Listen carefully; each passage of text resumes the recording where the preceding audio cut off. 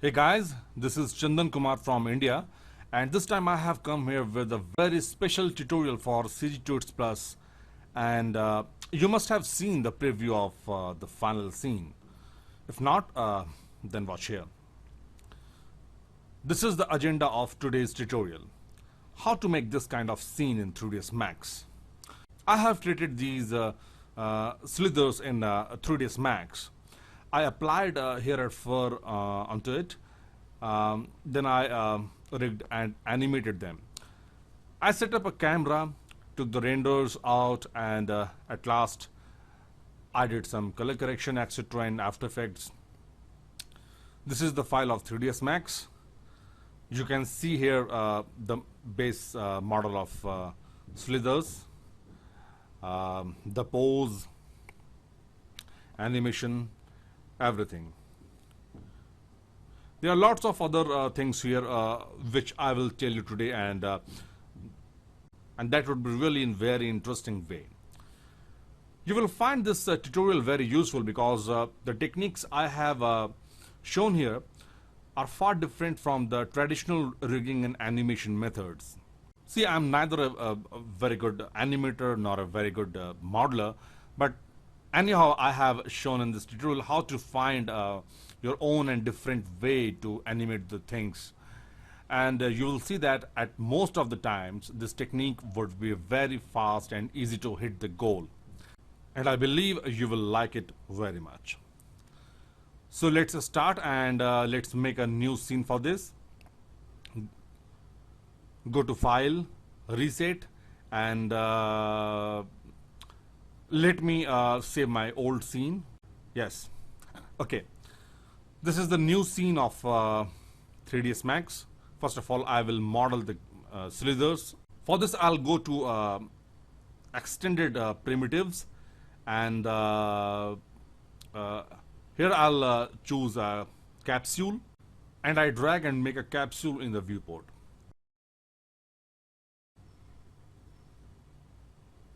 Let's rotate it or just make it 90. It comes here perfectly. Okay. Right now it lacks in segments. So I go to the modifier of the capsule and increase its height segments. More segments for more smoothness. It's pretty good. Increase the segments a bit more. Now it's perfect.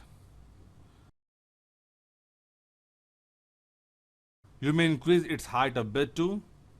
Yeah, it's okay. See, I'm not a modeling expert. I generally avoid it. For great modeling techniques, say Chris and Ben tutorials. But here, to achieve the result, this much modeling knowledge is enough. If you are a good modeler, you can definitely create the creature according to your wish. But for this tutorial, this is quite okay. So what's next? Let's give it some gray color for now. Now it's time to animate these slithers. But before that, let me make a ground first. So let's pick the plane.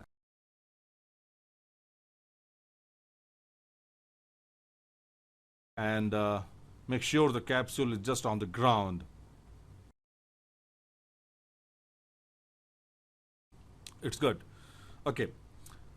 Let's change the color of the plane to something like this. I hate pink. Okay. One thing more. For now, let's freeze the plane. I don't want it to disturb me while animating the slithers. Now pick this capsule and make a copy of it while pressing Shift and drag. Now what I'll do, I'll animate the main capsule. For this, I'll need the second capsule. So let's move ahead, select the second capsule and right click and select Hide Unselected, so that we have only the capsule left here to work on. Now go to Bones. These are the properties of bones, and here choose Spline IK Solver. and click on assign to children. And now let's create the bone setup. Make sure the chain has enough bones, because if you have more bones, you will get that much smoothness in skinning. It opens a new pop-up window here. Don't do anything and just press OK. And once you are done, you can see these tiny boxes here. These are to control the bones as a chain. Oh, from the top view, it appears I have created the bone chain somewhere else. No problem. It happens sometimes. This is 3D. That's why we should work seeing all the viewports together. Just pick the whole bone chain and drag it over the capsule. Adjust it a bit. That's good.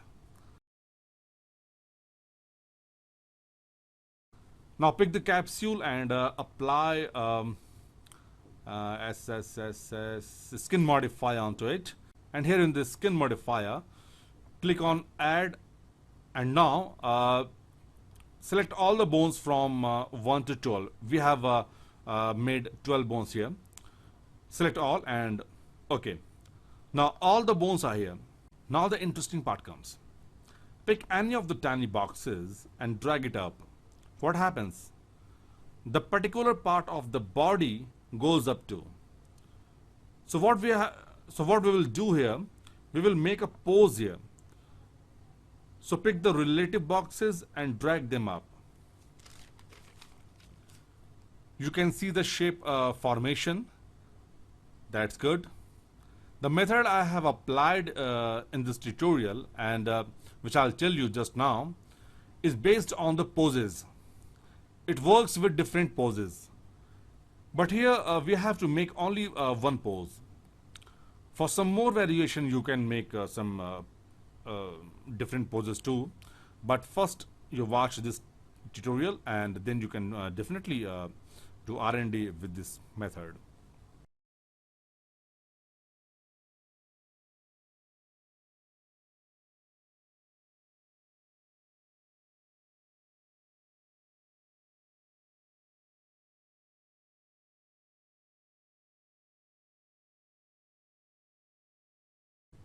That's perfect. I have achieved the desired shape. This is the shape. So unhide all the things. So we have this capsule as the base mesh, and this is the targeted shape. Now I'll animate this first capsule. So select it, and first of all, let's give it some different color so that we could easily distinguish between these two.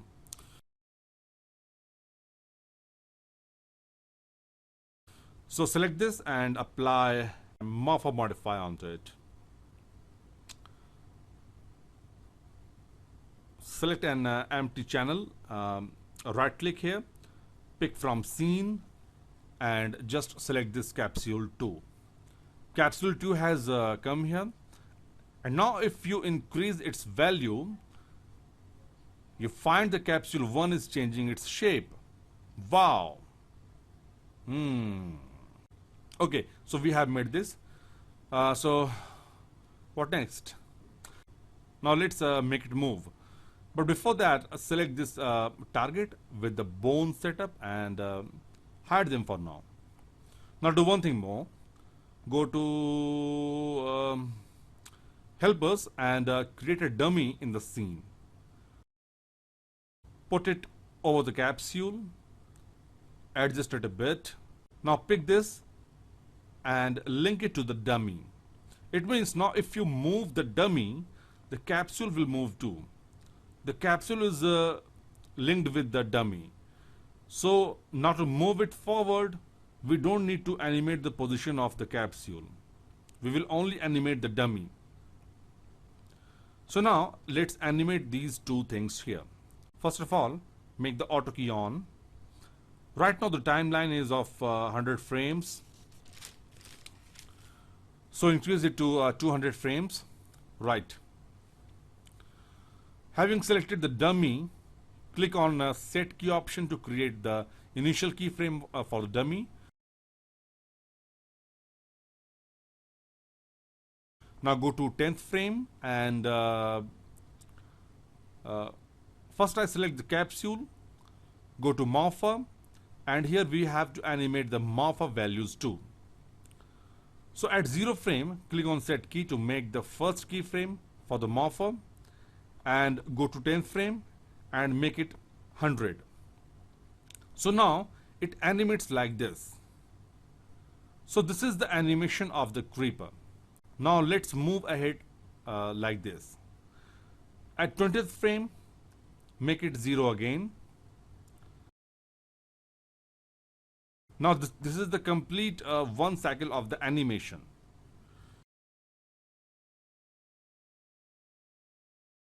And now the slither should move ahead from this point. It has moved its position till this frame, and now it should slide forward. So at this frame, select the dummy. We had already set the initial keyframe, so bring it here, and at 20th frame, just move it from here to here. You have to take care how much it should move forward. So now becomes the first cycle of the animation. You have to be very careful about the distance it travels. For your comfort, you can make a tape kind of thing, which would be very useful in determining the distance. So drag a box here. Initially it is here, and then it moves till here, from here to here. So this is the right distance. So we can make it like a tape here. Convert it into editable poly, and make the length of the tape short till this point. So now this is the final distance. And now we have to maintain this very distance in each and every move. So this has become a great reference for the exact measurement of the distance it covers. So now let's move ahead. It had come till this point. So go to 30th frame and make it 100. And at 40th frame, make it 0 again.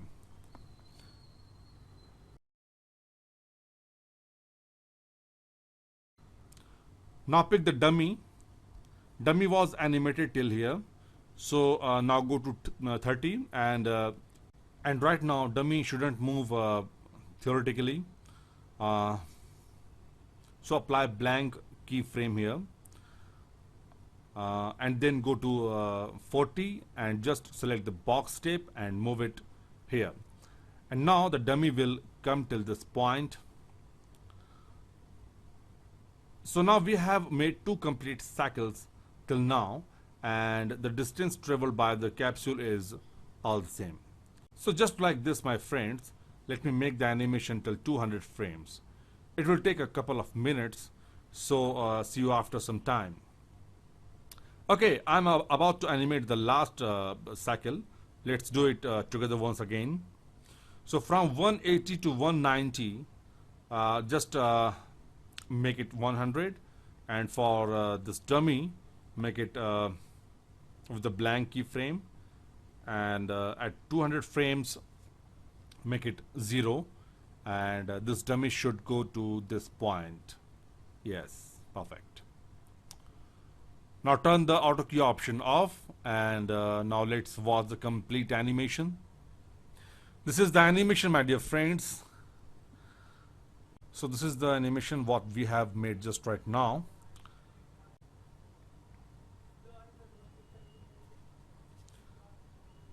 Interesting. So now let's move ahead, but before that, let me save the scene first. Save it as Slither. Okay. Now select this, apply an edit poly modifier first, and then apply here and fur. And let's do some adjustments here. First of all, close the selection tab. Hair count is fine. Make the cut length down a bit, something like 30. Now check its render.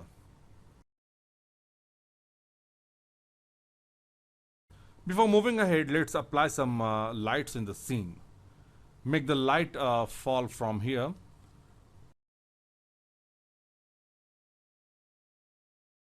Adjust it a bit. Increase its hotspot and fall off. Choose the shadow as advanced ray traced shadow. Make the copy of the same light. Make its shadow off. Decrease its intensity a bit. Now select the creep. Now select the slither. Make the root thickness as 15. Tip thickness something like this. And now if you render the scene, you will find something like this. It's looking good. A slight amendment in the light's intensity and its position is required.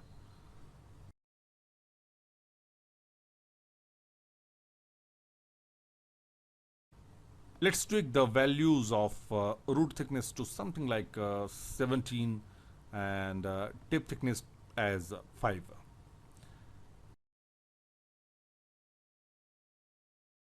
And in the material parameter, change the root color to something like this.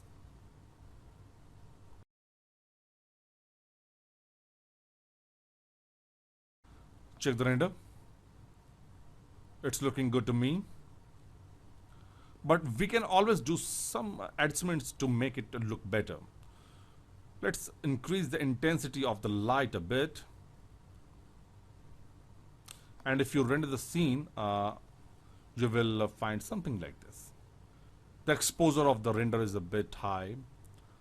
And one thing we can do here, if the root color is like this, then we can change the base color of the mesh according to it. Now make the shape something like this and then render the scene.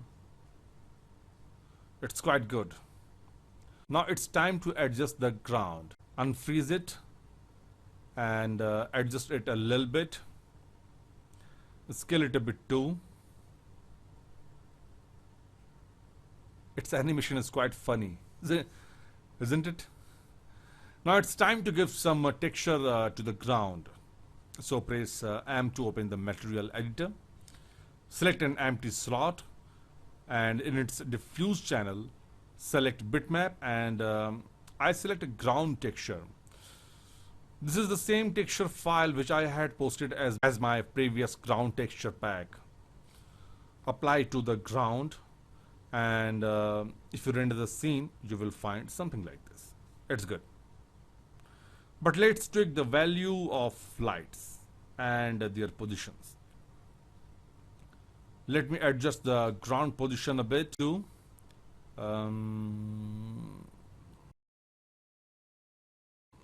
Okay, it's good. And now if you render the scene, it will look like this. It's quite good. Now let's add some more slithers in the scene. So for that, select the capsule and its dummy and shift drag to make a copy of it. Put it at somewhere, put it at some other location, maybe here.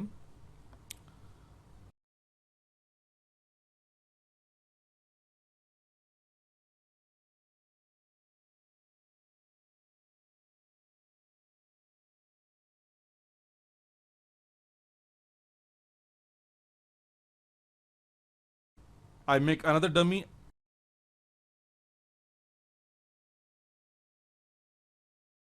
here and link the first dummy to the second dummy.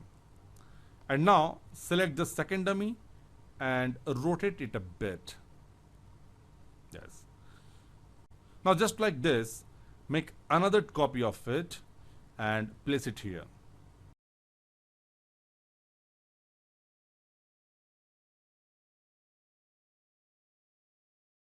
Just like before, create another dummy and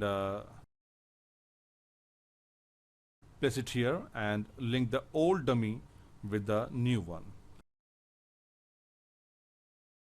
And now select the new dummy and rotate it a bit too.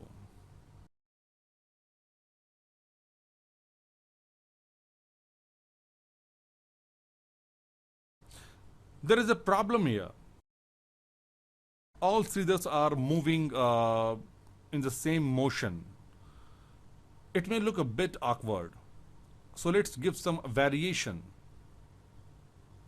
in the motion of the slithers. So for this slither, select its dummy and its body together and select all the keyframes and just drag it a bit to left side. And now see the difference in the motion is clearly visible. Good. It's pretty good.